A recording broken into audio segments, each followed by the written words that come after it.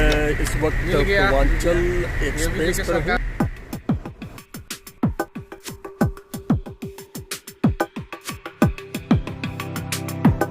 जानना चाहता हूँ कि राम आएंगे? बिल्कुल आएंगे, अगर भावना होगी। तो आप भाजपा और गोदी मीडिया ये क्यों कहती है कि राम आएंगे? तो 14 वर्षों का वनवास काटकर जी त्रेता युग में जी राम अयोध्या आए थे, बिल्कुल तो फिर क्या राम गुम हो गए थे? मोदी जी कर रहे हैं, तो शायद उनका ये पुण्य रहा होगा, उनकी तपस्या रही होगी। कि वो राम को खोजना। नहीं, राम कहीं गए नहीं, राम हर जगह है। जैसे नमस्कार, आप देख रहे हैं विलेज लाइन लाइव और मैं हूं हमेशा की तरह आपका अपना गुड्डू भैया और साथ में हमारे सहयोगी एस के अंबानी।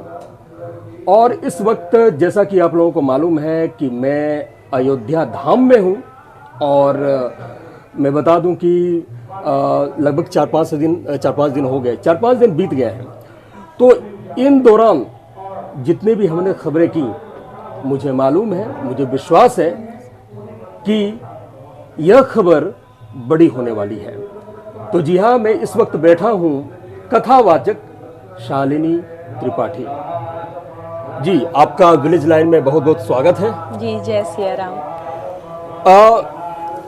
मैं यहाँ पर कवरेज करने के लिए जब आया था पहली दफ़ा, तो एक कथावाचक के तौर पर आपकी वाणी जब हमारी कानों में पड़ रही थी, हमने तभी तय कर लिया था कि मुझे इंटरव्यू करना है आपका। जी धन्यवाद। तो सबसे पहले मैं ये चाहूँगा कि आप अपना परिचय दें।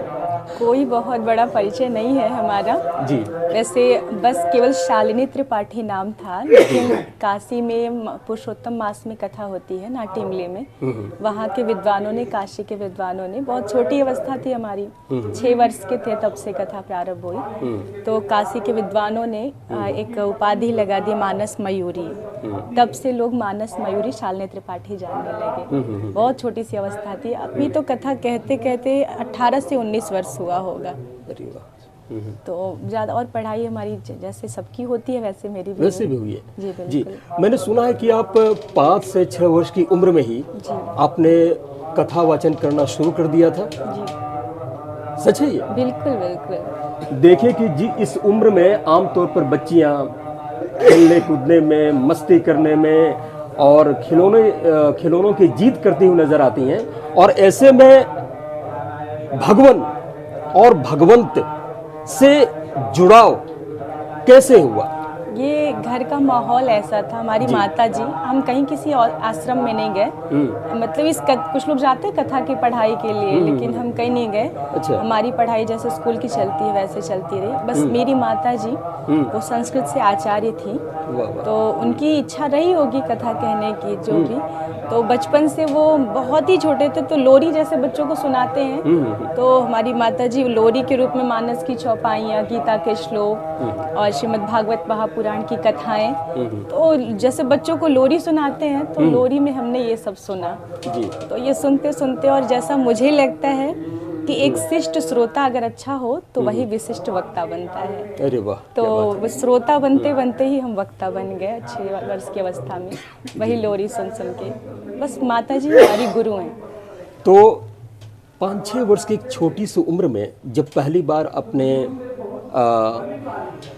एक मास के सामने, एक पब्लिक के सामने जब आप आई होंगी, तो पहली दफा कुछ संकोच तो हुआ होगा ना, डर सा लगा होगा? बिल्कुल भी नहीं। अभी तो हमें याद भी नहीं वो समय, बहुत छोटे थे। तो हमारे यहाँ शारदा माँ पीठ है बहुत सुंदर चकिया में, तो हमें बहुत ज्ञान नहीं है क्योंकि उतना स्मरण भी नहीं है, बहुत छोटी अवस्था थी हमारी। तो अचानक से वो नवरात्रि का समय चल रहा था, और नवरात्रि के समय पहला दिन था ब्रह्मचारिणी का। उसी समय हमने आया, हम 2-3 दिन, वो व्रत मेरा रहता है, बचपन से ही व्रत करते थे नवरात्रि, दोनों नवरात्रि। तो हमने माँ से कहा, माँ 2-3 दिनों से हमें लग रहा है चक्कर आ रहा है, चक्कर। तो माँ ने कहा, इतनी छोटी बच्ची, चक्कर क्या पता, चक्कर क्या जाने कैसा होता है। तो हमने बताया माँ कुछ ऐसे। फिर रात्रि में सोते थे तो ऐसे अपने आप जयकारा लगाते थे। फिर मेरे मामा जी हैं, उन्होंने वहाँ फ़ोन किया माँ को दूसरे दिन। एक कथावाचक थे, उनको आना था वहाँ कथा कहने के लिए, तो मारुति किंकर जी। तो फ़ोन आया अचानक से कि वो बीमार हो गए और अब आपकी बिटिया थोड़ा भजन घर में तो गाती ही, तो स्वर अच्छा था, तो कहीं आके वो भजन सुना सकती हैं। तो माँ कहीं ठीक है सुना सकते हैं। और हम गए तो वहाँ के लोगों ने भी यही कमेंटमेंट दिया कि छोटी सी बच्ची, कहाँ कथा होनी थी, कहाँ भजन के लिए आपने बुलाया। और वहाँ हम गए तो ये कहना नहीं चाहिए, लेकिन मैंने जो वो भाव मेरे अंदर आया, ऐसा लगा यहाँ हम बहुत पहले आ चुके हैं, यहाँ हम दर्शन कर चुके हैं। अभी भी मेरा वो वाणी अवरुद्ध हो जा रही है मेरी। बहुत पहाड़ी पे है, 1400 फीट ऊंची पे है, ऊंचाई पे है। तो हम चढ़ते गए और पूरा वो दर्शन करके आए। और 3 घंटे तक हम कथा बोले, जबकि पहली बार था मेरे जीवन का। और 3 घंटे हम कथा कहते रहे, हमें कुछ पता ही नहीं चला। जो बचपन से सुन रखा था, या उसी का प्रभाव रहा हो, या वो माँ की कृपा रही हो, शारदा माँ वहाँ पे, शारदा माँ शक्तिपीठ है। यानी ये सब कुछ स्वतः सिद्ध था। इसीलिए हम कहते हैं, बार बार लोग कहते हैं दीदी आपने कथा का चयन किया या धर्म की लाइन का, तो हम कहते हैं कि कथा का चयन हमने नहीं किया है, भगवान ने खुद इस कार्य के लिए चयन किया होगा शायद। वो हमें दासानुदास बनाए, बड़ी कृपा हुई प्रभु की। और बिना कृपा के तो होता भी नहीं है। कहते यह गुण साधन ते नहीं होई, तुम्हारी कृपा पाव कोई कोई।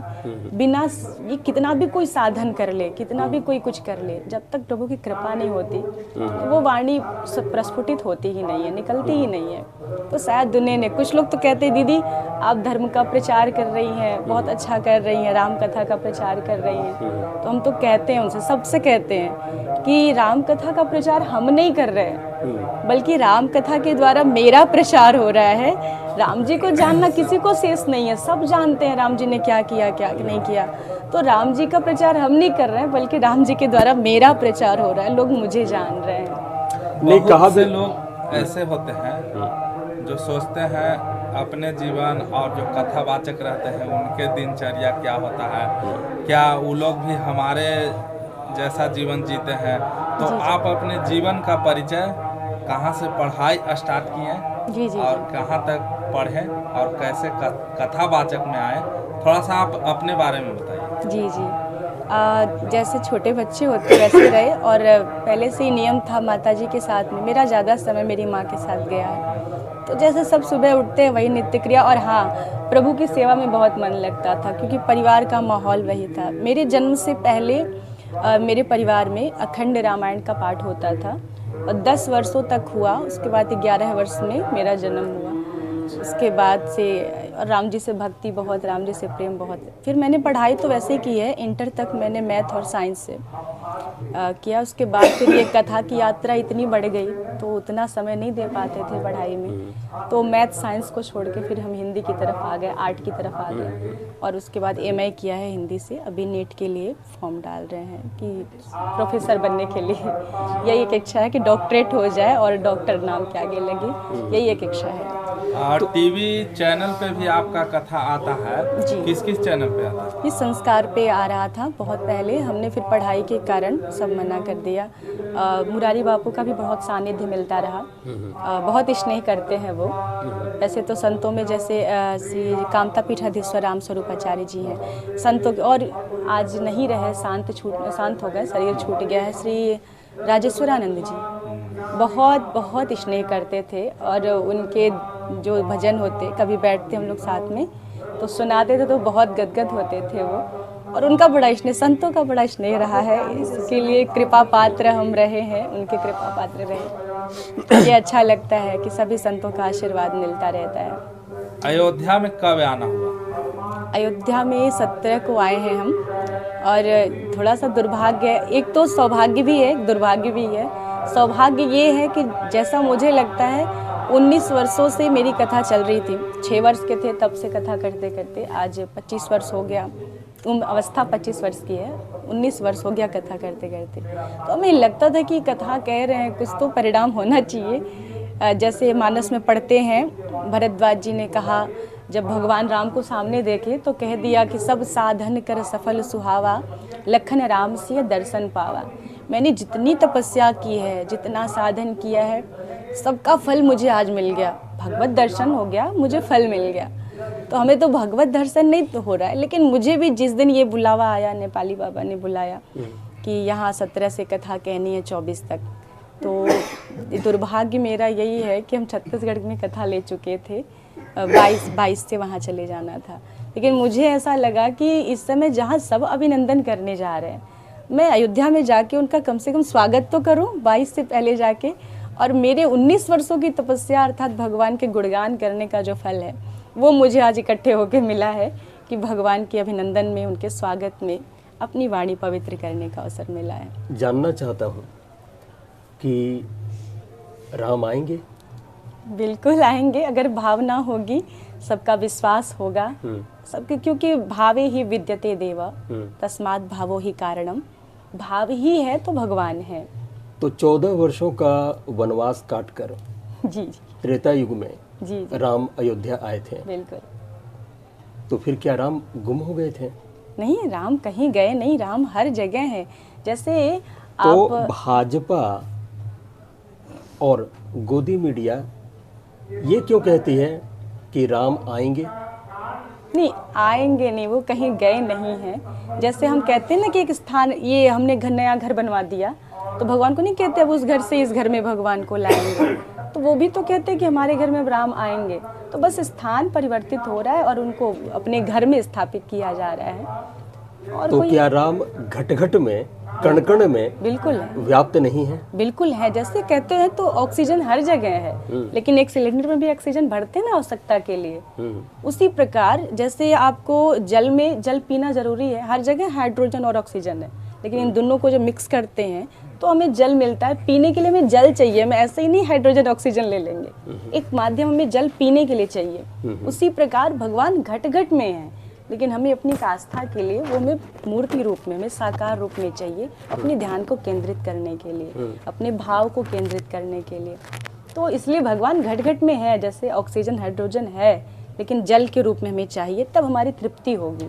उसी प्रकार स्वयं की आत्म तृप्ति के लिए जब मैं धर्म पथ में बढ़ रहा था जी, और वहां से होते हुए राम पथ की ओर गया, तो सड़क के दोनों किनारों पर हमने राम को देखा और सत्ता के मठाधीशों को भी देखा। तो देखने से ऐसा प्रतीत हुआ कि जो जिनके ऊपर सत्ता की हनक थी, हनक है, वो राम के कद से अपने आप को कहीं बड़ा दिखा रहे हैं। नहीं, ऐसा नहीं होना चाहिए, क्योंकि जो हम तो कहते रहते हैं कि न करने वाला कोई है न कराने वाला कोई है। राम कीन्ह चाहई सोई होई, करे अन्यथा अस नहीं कोई।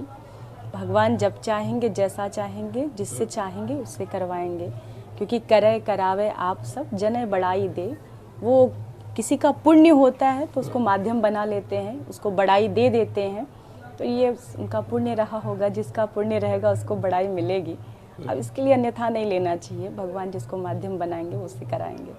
अब ये इतने दिनों से संघर्ष चल रहा था, तो भगवान को लगा होगा अब जिसका पुण्य रहा होगा उसका चयन किया उन्होंने। हमने कहा ना कि कोई चयन नहीं करता, भगवान स्वयं चयन करते हैं, और वो जिससे कराना चाहते हैं उसी से कराते हैं। तो अब हम तो बस यही कहते हैं कि उन्होंने चयन, राम जी ने चयन किया होगा जिसका। किनका किया था?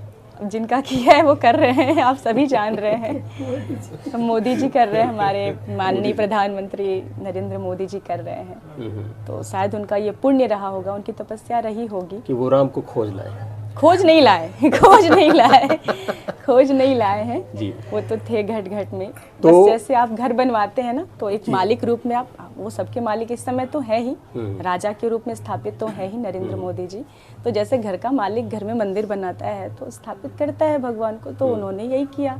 उनका पूरा देश ही घर है इस समय, तो उस घर में भगवान को स्थापित उन्होंने किया है और राम में सबको बनाया है। अच्छा, शुभ मुहूर्त के लेकर के बहुत मीडिया में चर्चा चल रही है, मुहूर्त के लेकर के आप क्या कहना चाहते हैं? देखिए, हमने कहा ना कि वो जब चाहेंगे राम जी वो कराएंगे। मुहूर्त तो वैसे कर्मकांड से हम अलग नहीं है, कर्मकांड है, होना चाहिए, लेकिन मुहूर्त तो निकाला गया था राम जी के राज्याभिषेक के लिए भी, राम कथा में मानस में आता है। लेकिन क्या उस मुहूर्त में राम जी बैठ पाए थे? नहीं बैठे। और जब वनवास से आए कोई मुहूर्त नहीं निकाला गया।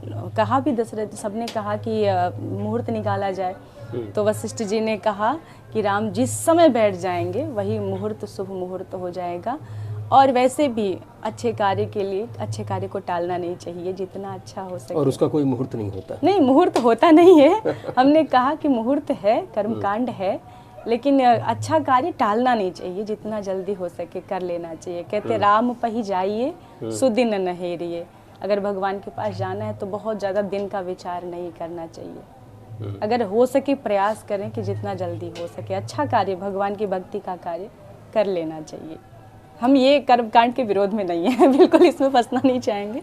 यानी हम पंचांगों में और उनके गणित में और गणना में ना पड़े, क्योंकि अगर हम ये माने कि पंडितों के पास हर ताले की चाबी है तो क्या ये सही होगा? नहीं, हर ताले की चाबी। शंकराचार्य ने विरोध किया था नहीं, हाँ, इस मुहूर्त को लेकर। हमने सुना जी। विरोध। वो तो अब दोनों में से किनको बचाएंगे आप? अब देखिए, दोनों ही राजा हैं। एक संतों के राजा हैं और एक देश के राजा हैं। शंकराचार्य भी अपने आप में कम नहीं होते, उन्हें भी ये देश समर्पित किया गया। चारों शंकराचार्य जो 4 पीठ के हैं वो भी राजा हैं और वो भी राजा हैं। तो हम तो प्रजा हैं, हम तो दोनों को मानना है। तो अब किसको माना जाए, संत हैं तो वो भी अलग। आज देश में ये तो है, राम को लेकर एक हिंदुओं में, सनातनियों में एक उत्साह देखा जा रहा है, हर कोई अपनी भावना को प्रकट कर रहा है। जी जी जी। तो मैं भी चाहता हूँ कि इस जो भव्य एक इवेंट घट रहा है, इसको आप अपनी भावनाओं में कैसे प्रदर्शित करेंगे, चाहे वो गद्य में हो चाहे वो पद्य में हो? इस समय तो जहाँ जा रहे हैं वह सब राम में दिख रहा है और इतना अद्भुत लग रहा है। हम तो गए भी थे दर्शन करने के लिए, कनक बिहारी सरकार। वैसे हम 2019 में भी आए थे अयोध्या, ये मेरा दूसरी बार यात्रा रहा। तो उस समय से और इस समय से बिल्कुल, हम तो जब प्रवेश किए ना तो समझ में नहीं आया कि हम अयोध्या में आए हैं। बहुत परिवर्तन हो चुका है, परिवर्तन बहुत हुआ है। हर एक स्थान, हर एक कोना बदल गया है। और हमारे ये है कि नहीं, अयोध्या ही नहीं, काशी में भी आप सभी आए। काशी भी बहुत सुंदर हो गया है, श्री काशी विश्वनाथ जी की पूरी गली गली बदल गई है। तो अयोध्या में भी आज वही हमें आनंद मिल रहा है। जैसे हम लोग श्रावण मास में काशी में होते हैं ना, तो 1 महीने श्रावण में बहुत अच्छा लगता है जी। तो ये अयोध्या हम जब से आए हैं, चारों तरफ कहीं ये संत महाराज, कहीं ये संत महाराज, सभी संतों का सानिध्य मिल रहा है और चारों तरफ जय श्री राम, जय श्री राम। हम तो जितनी देर है ये अपना समय बहुत सौभाग्यशाली अपने आप को समझ रहे हैं और बहुत आनंद हो रहा है। बस मन में भजन ही भजन, सब भजन गा रहे हैं, आनंद हो रहा है, बहुत अच्छा लग तो रहा है। अपनी भावनाओं को किसी 2 लाइनों में, चौपाई में, दोहों में दोनों ही कहते हैं। जैसे कि इस समय कथा भी मेरी चल रही है। मेरा नियम है जहाँ भी कथा करते हैं तो एक अर्धाली पे करते हैं। तो यहाँ भी कथा मेरी 4 दिवसों से चल रही है इसी अर्धाली पे। जन्मभूमि मम पुरे सुहावने, उत्तर दिशि सरयू बह पावने। अवधपुरी प्रभु आवत जाने, भई सकल शोभा की खाने, भई सकल शोभा की खानी। आज अयोध्या मानो पूरा शोभा की खान हो गई है, जैसे खान में हीरे भरे होते हैं। और एक भजन बड़ा मेरा प्रिय है, हम घर में छोटे थे तो भी गाया करते थे, और जो नहीं आ पाए अयोध्या उनके लिए भी है। जी जी। चलो देखें अवध के लाल, बेहसी मन ले रहे। चलो देखें अवध के लाल, बेहसी मन ले रहे।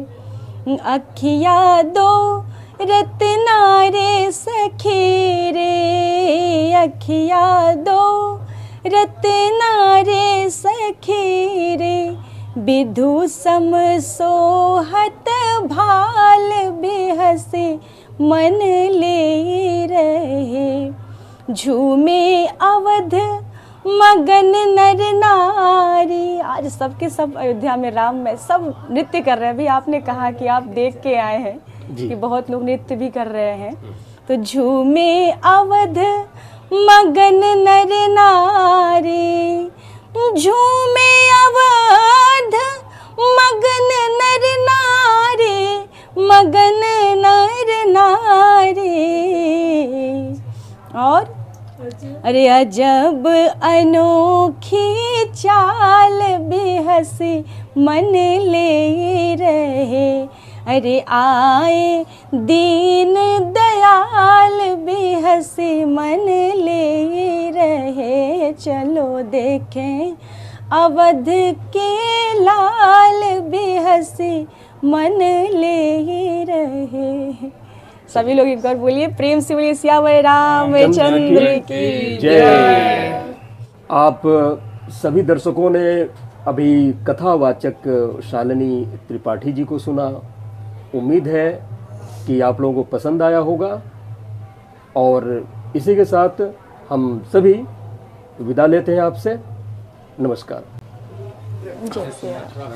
जाते जाते लास्ट सब अयोध्या वासी के लिए या जो अयोध्या नहीं आए हैं उनके लिए क्या संदेश देना चाहते हैं? अयोध्या वासी तो धन्य धन्य है, क्योंकि भगवान ही ने कहा है, अति प्रिय मोहि यहाँ के बासी, मम धामदा पुरी सुख राशि।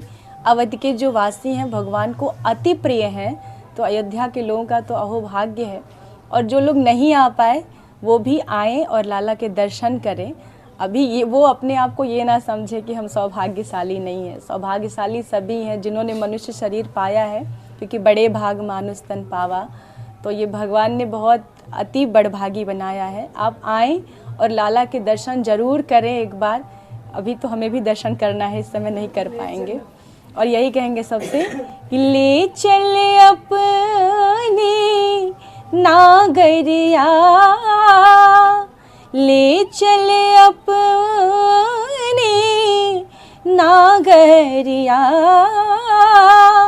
अवध बिहारी सांवरिया, अवध बिहारी सांवरिया। सबको लेके भगवान आए और सब दर्शन करें, सब राममय हो। क्योंकि राम जी को क्या कहा जाता है, कहते रामो विग्रहवान धर्मः। तो राम जी की स्थापना होना अर्थात धर्म की स्थापना होना, इसलिए बहुत हृदय गदगद हो रहा है कि ये जो हम परिकल्पना कर रहे हैं राम राज्य की, तो ये धर्म की स्थापना हो, राम राज्य की स्थापना हो। ये सबके घर में हर घर घर में राम राज्य आए। और ये तभी होगा जब केवल राम जी मंदिर में ना बैठें, राम जी सबके चरित्र में भी बैठें, हम सभी के हृदय में आएँ। और हर घर में जैसे राम जी ने माता पिता के वचन का पालन किया, कह दिया नास्ति शक्ति पितुर्वाक्यम समति क्रमितुम मम, अर्थात सब कुछ टालने का सामर्थ्य है, युगों को टालने का सामर्थ्य है, लेकिन पिता के वचन टालने का सामर्थ्य नहीं है, शक्ति नहीं है मेरे अंदर। तो ऐसे राम जी के वचनों के हम अनुयायी हों, उनके चरित्र के अनुगामी हों, तो फिर हम भी राम राज्य अपने घर में ला सकते हैं। केवल राम राज्य ऐसे नहीं बनेगा, मूर्ति बिठाने से नहीं, बल्कि जब तक चरित्र में राम जी नहीं आएंगे तब तक राम राज्य आने वाला नहीं है।